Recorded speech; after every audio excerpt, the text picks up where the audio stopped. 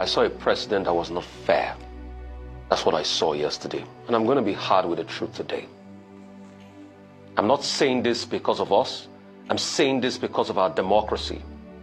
It's time we stop making this a demonstration of grace. All the legal minds have spoken about it extensively.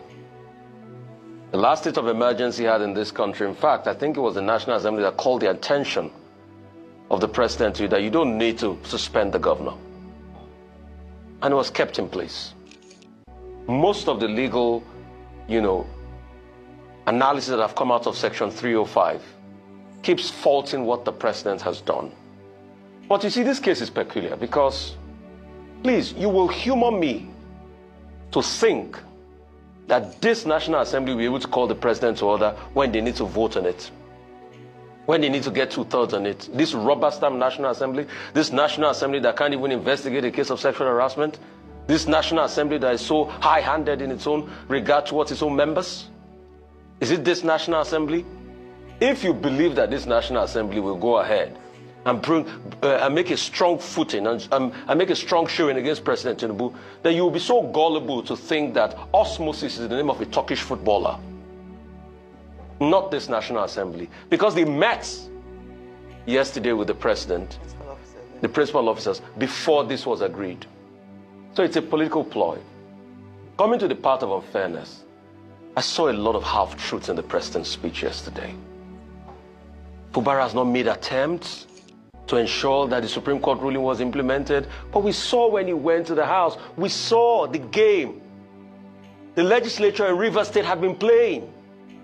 We saw those games, but the president was not fair in the first place because he took sides with Wike.